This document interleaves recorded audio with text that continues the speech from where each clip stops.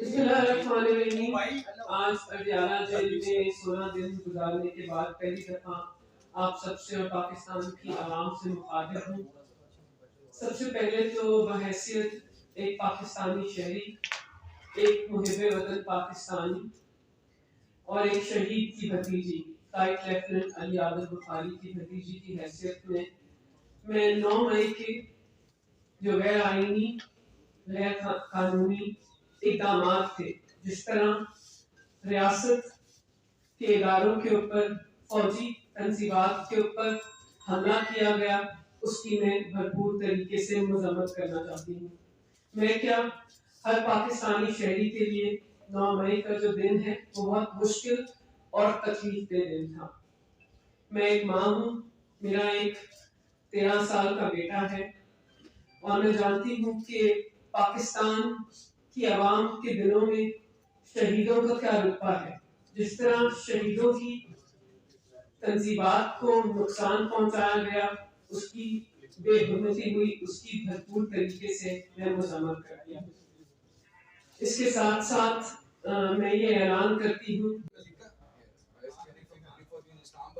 आप ये बताएं, आपसे भी हम ये सवाल करेंगे कि इमरान खान जब ये 9 मई के जो वाक़यात होते हैं तो आप जैसे जो रहनुमा जो वहाँ पर बहुत काम कर रहे थे और हम देख भी रहे थे, तो क्या आप लोगों ने अपनी लीडरशिप इमरान खान को नहीं बताया कि ये काम ना करें, और आज जो फेस करना पड़ रहा है इमरान खान को, समझती हैं कि उनमें उनका बहुत बड़ा किरदार है? अगर वो ये बातें मानते आप लोगों की तो शायद उनको आज ये दिन ना देखना पड़ता।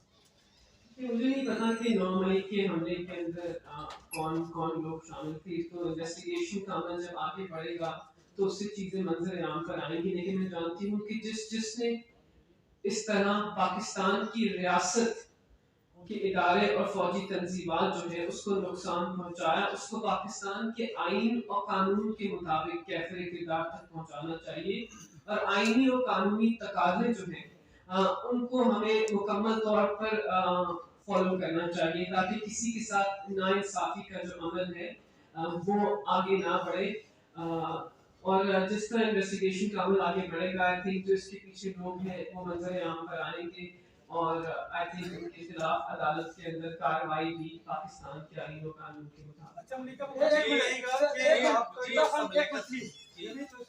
जी मैम, ये बताइएगा कि कुछ इस तरह का तासर दिया जा रहा है पीटीआई के जो लोग बच गए उनकी तरफ से कि जबरदस्ती पार्टी से लोगों को छोड़ने की, पार्टी की को जबरदस्ती करवाया जा रहा है। आपके ऊपर कोई प्रेशर है पार्टी छोड़ने का, या अपनी मन से, अपने दिल से, अपनी मर्जी से आप पार्टी छोड़ रही है? देखिए, हर किसी की पार्टी छोड़ने की अपनी मर्जी। आपको आईन और कानून के मुताबिक जेल के अंदर रखा गया और किस तरह का सलूक किया गया आपके साथ?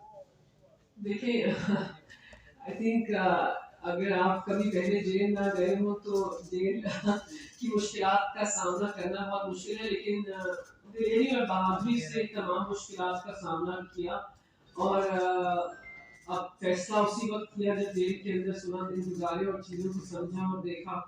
और ऐसा जेल में कोई शिकायत नहीं कि किसी ने मेरे साथ बदसलूकी की, और लेकिन सी क्लास जेल की सहूलियात मुयसर की मुश्किलात पाकिस्तानी को और तहरीक इंसाफ के लोग भी पाकिस्तान सबको मिलकर इस मुल्क के अंदर अमन को तरजीह देनी चाहिए। इस मुल्क के अंदर अपने जो तरजीहात है उसको दुरुस्त से लेके जाना चाहिए। इसके अलावा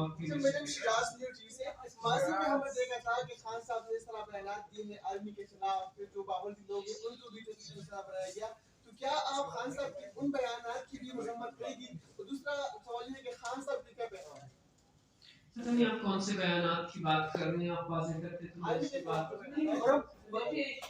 पैगाम तो सिर्फ ये है कि पाकिस्तान की आवाम जो है वो इस मुल्क के अंदर अमन चाहते हैं, पाकिस्तान की आवाम मईशत को बढ़ता हुआ देखना चाहते हैं, पाकिस्तान की आवाम आइन और कानून की बालादस्ती चाहते हैं। वो चाहते हैं कि उनके पास, नौजवानों के पास रोजगार मुयसर हो, तो सबको मिलकर पाकिस्तान जो है उसको यकजहती से आगे बढ़ाना होगा।